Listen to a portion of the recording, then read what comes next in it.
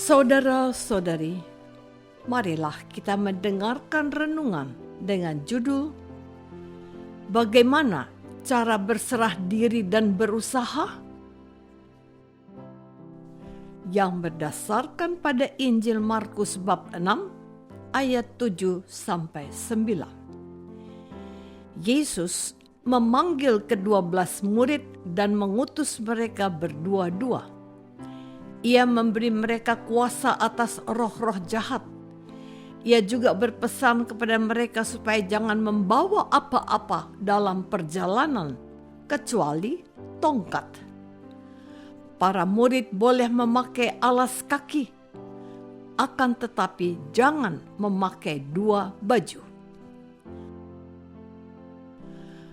Dalam nama Bapa dan Putra dan Roh Kudus. Amin. Saudara-saudari terkasih dalam nama Tuhan Yesus Kristus. Yesus memanggil ke-12 murid dan mengutus mereka berdua-dua. Ia memberi mereka kuasa atas roh-roh jahat.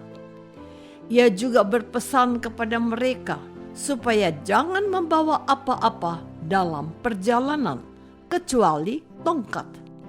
Bahkan roti pun jangan, bekal pun jangan, dan uang dalam ikat pinggang pun jangan. Para murid boleh memakai alas kaki, tetapi jangan memakai 2 baju.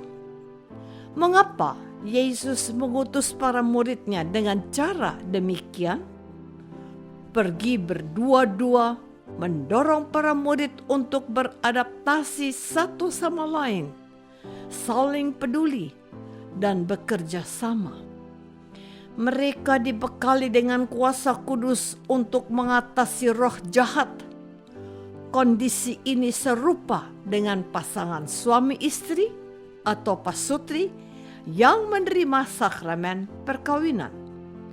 Pasutri menjadi utusan untuk memanggul salib kehidupan secara berdua dengan fokus berserah diri kepada Tuhan yang hadir menemani perjalanan salib mereka. Seperti para rasul yang cukup membawa tongkat dan memakai alas kaki untuk digunakan langsung pada saat itu, demikian juga pasutri tidak perlu khawatir menyiapkan segala macam perbekalan yang tidak diperlukannya pada masa sekarang.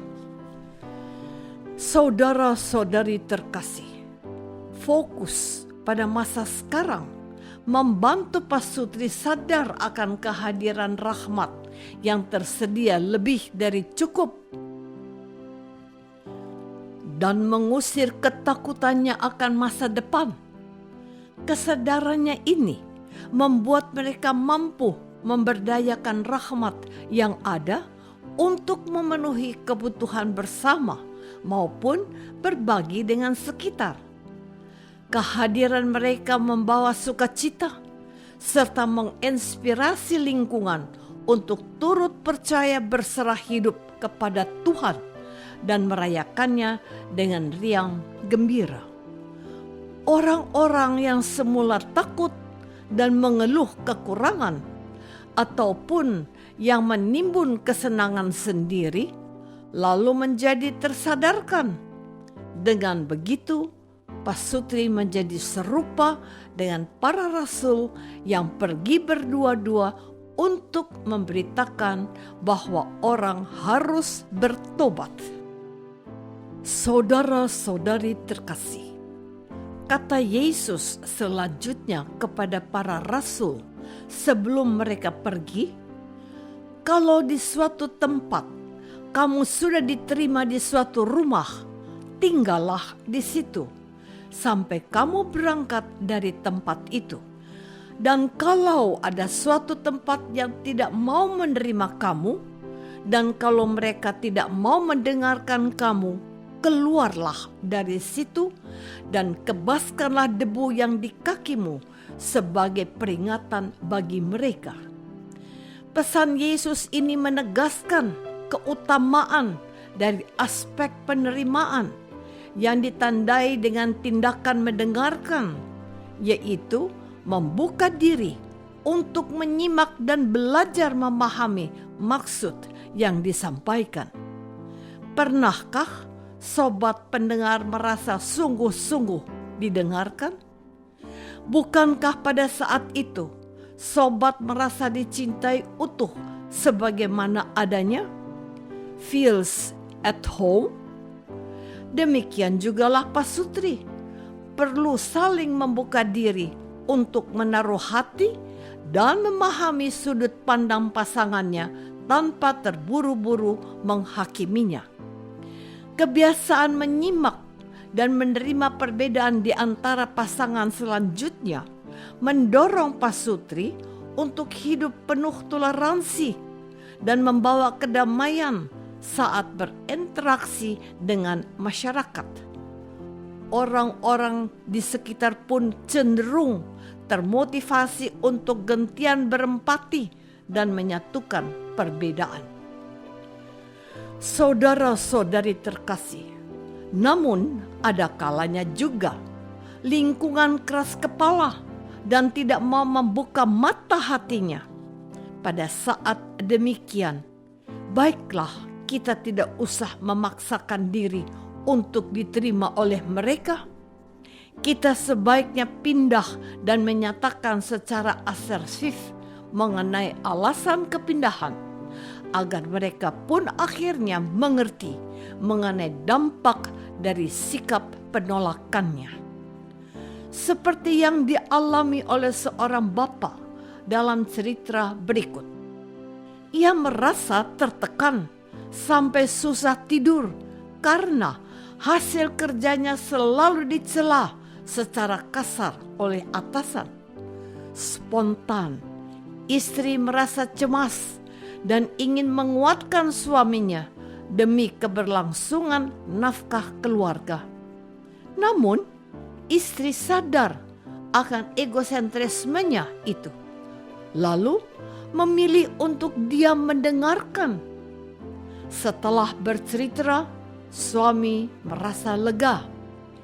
Ia jadi tercerahkan mengenai solusi yang bisa dilakukannya, yaitu menyatakan perasaan tertekan akibat cara mengkritik yang kasar dan berharap atasan melengkapi kritik dengan saran perbaikan.